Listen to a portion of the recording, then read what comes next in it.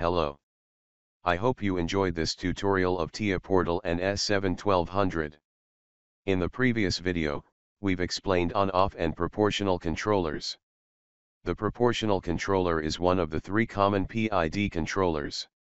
In this video, we're going to explain and test PID controllers. Before we get started with today's video, I just wanted to inform you about all the great content I have been releasing on the plcgoods YouTube channel, which includes industrial automation PLC programming, HMI and microcontroller-based developments. My name is Syed Reza, and if you enjoy this video, I would appreciate it if you could click the subscribe button as well as the notification bell, to receive the latest and the greatest content I will be posting through the channel. Alright. In the previous video, we saw how the proportional controller was able to bring the liquid level inside the tank to the reference level. Now, we want to test, can the controller keep the liquid level at the reference level when the discharging valve is open? As you see, if the discharging valve is open, the liquid level starts to drop, then the controller tries to bring the liquid level to its reference value.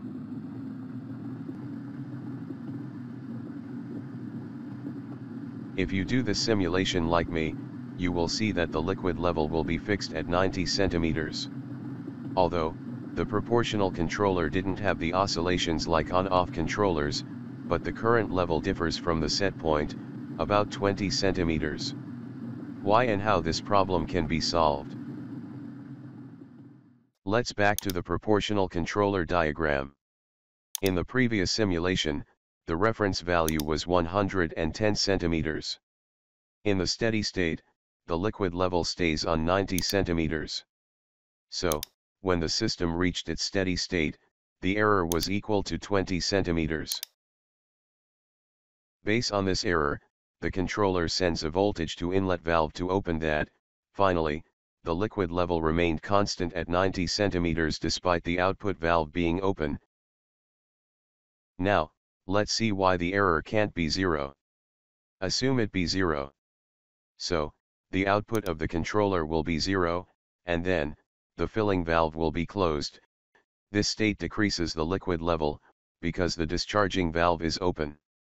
So, the reference value and liquid level won't be equal. This means the steady state error cannot be zero. This is the proportional controller's weakness. Therefore, industrial processes use PI controllers. Let's see what are PI and PID controllers. PID is an abbreviation of proportional integral derivative. We've explained the proportional controller. If the error integral term is added to this controller, then we'll have PI. And also if we use error derivative, then we'll have PID controller. First, let's explain the PI. Suppose the reference level is 110, and the current level is 90. At the start time, the error is 20. The elapsed time is 0, so the integral output will be 0, but the proportional term will send a voltage to open the filling valve, to increase the liquid level. Suppose the error be 10. Now, both proportional and integral terms send a voltage to filling valve. Similarly, this process will be continued, until the liquid level reaches the reference value. Here, we can see the important difference between the proportional and integral terms. When the error is 0, the output of the proportional term is 0. But the integral term uses past error values, so its output can be non-zero.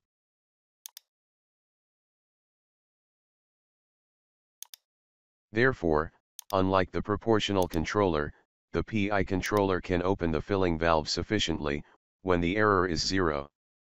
So the integral term compensates for proportional weakness.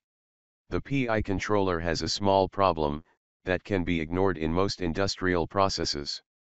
When the level reaches the reference value, due to the integral term, the filling valve remain open, so the liquid level will rise again. When the error value is negative, the system will try to return to the reference value. Therefore, the integral term will cause the controller output to fluctuate slightly, which will disappear over time.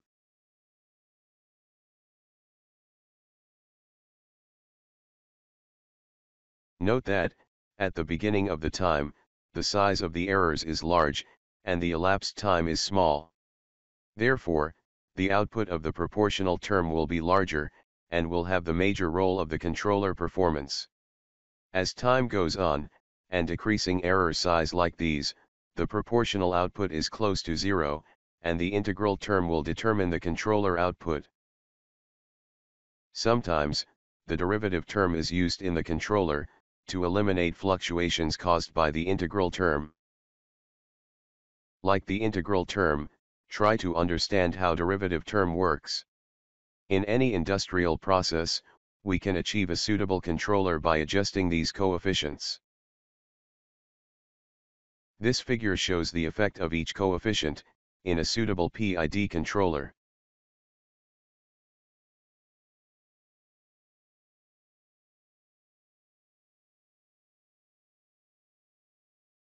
Now, let's design a PID controller in TIA Portal. Here, we have a level meter and this valve, which are connected to these PLC addresses.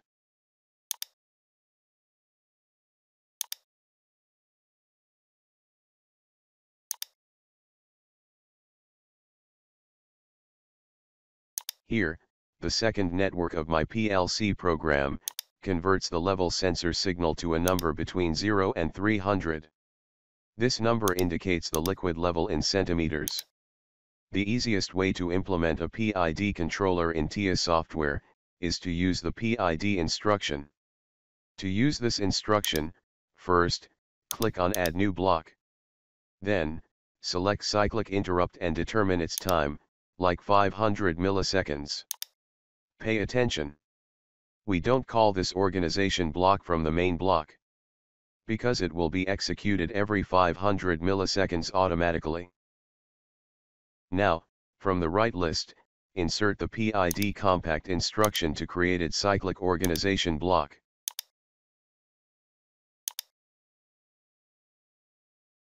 This instruction need a data block to work. At its first input, the setpoint value is defined.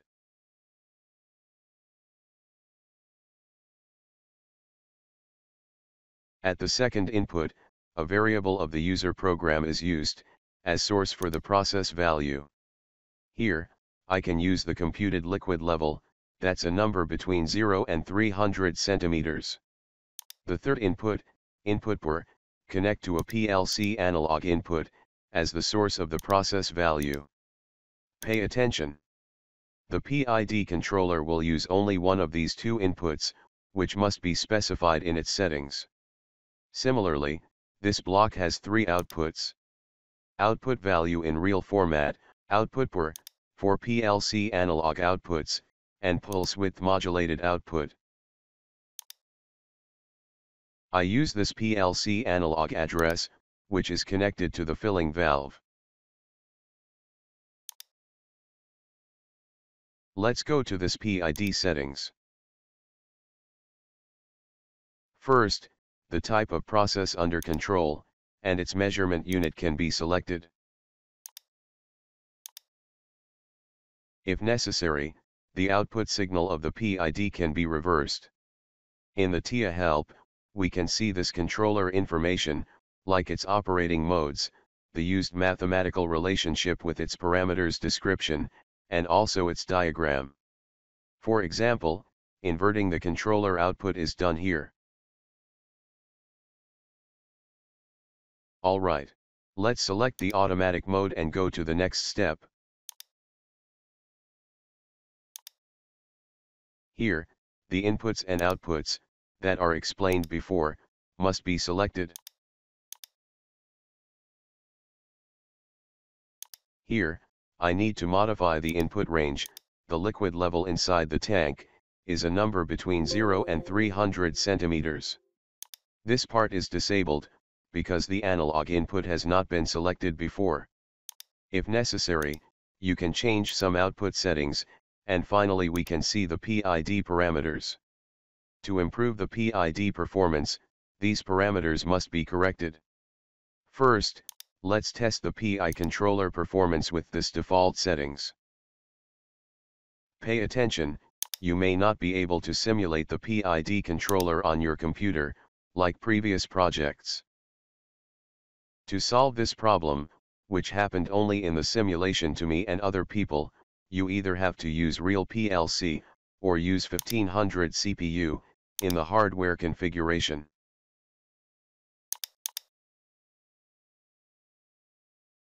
In addition, since we want to use the factory I/O, we must use the appropriate PLCSIM 1500 template, which can be downloaded from the factory I/O site.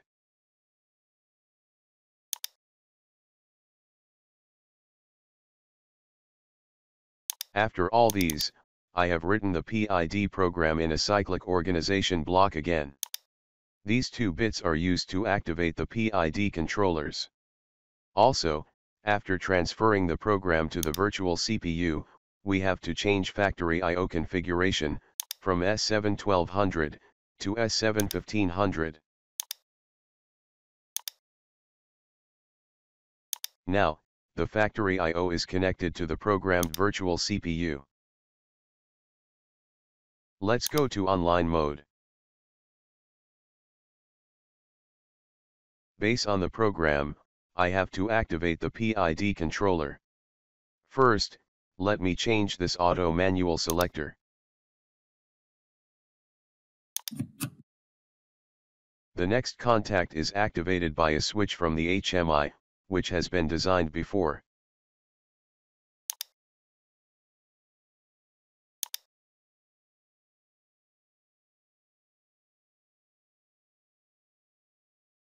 Well, let me activate PID controller.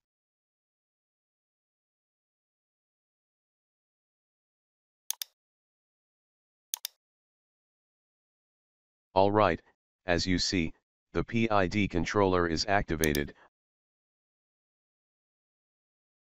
I can change its set point from the HMI screen. Let's select 150 centimeters. As you see, the PID controller output is activated, and turns on the filling valve.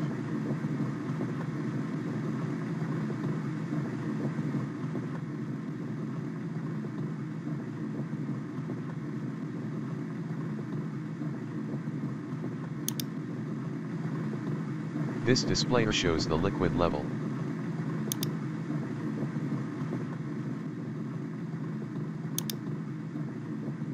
Also, on the designed HMI, we can see the level liquid, and set point diagram, their value, and also PID parameters at the bottom.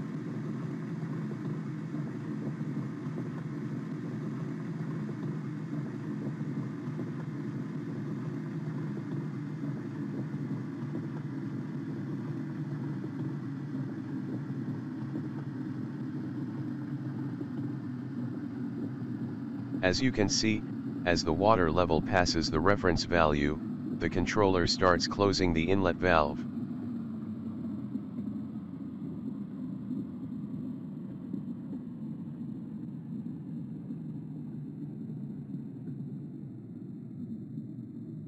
Let me open the discharge valve 50%.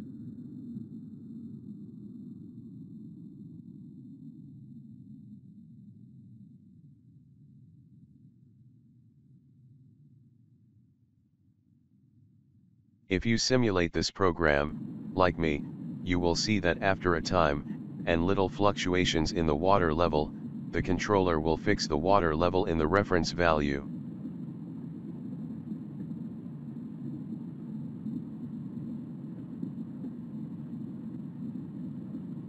Now, click here, to see how PID coefficients can be tuned by TIA software. Click here, to start sampling, and show process and reference value.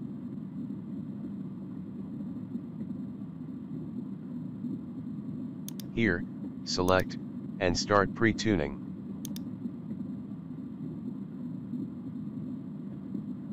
Alright, here is an error at start of pre-tuning.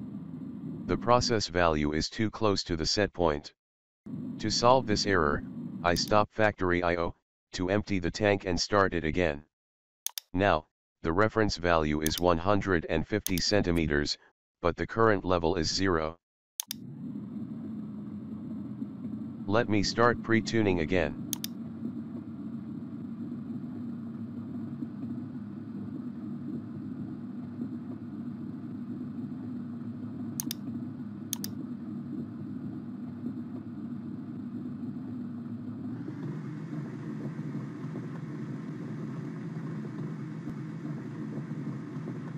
As you see, the TIA software modified PID coefficients. Well, let's use these PID coefficients to control the water level, with my S7-1200 PLC, and HMI. As you see, in the manual mode, I can control 2 valves with these 2 potentiometers.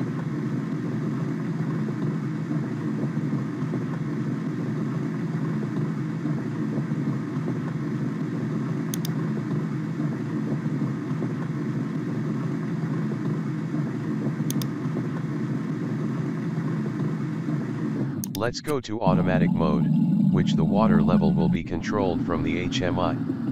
As you see, in the HMI, I can decide how much the valve must be open based on %.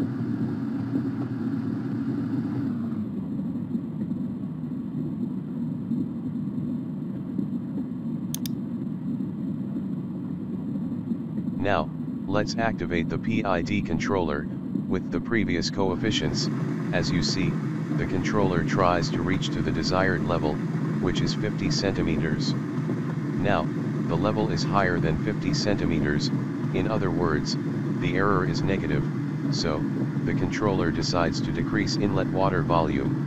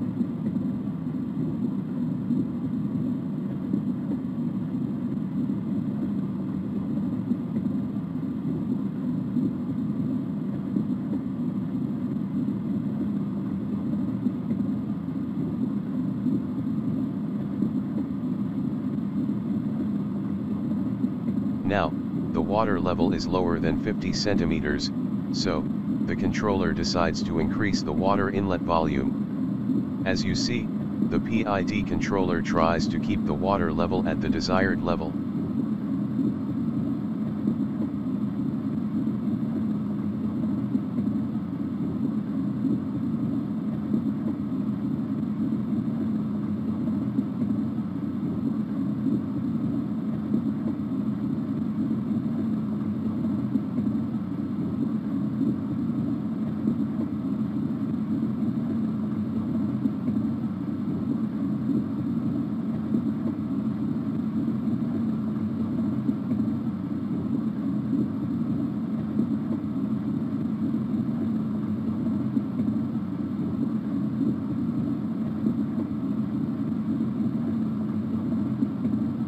Now, the water level is reached to the desired level, which is 50 centimeters. If I change the desired level, the PID controller will try to bring the water level to my desired level. I hope this video has helped you to understand PID controllers. In the next video, we'll come back to HMI designing to use alarms and recipes. Thanks for watching my content. If you have any question on this topic, make sure you leave them in the comment section below, and if you can spend a few seconds of your time liking as well as sharing this video, if you enjoyed it, that will mean a lot to me. If you have any suggestions for the channel, such as what kind of hardware or software I should be covering, then make sure to leave that in the comment section. See you next time. Bye bye.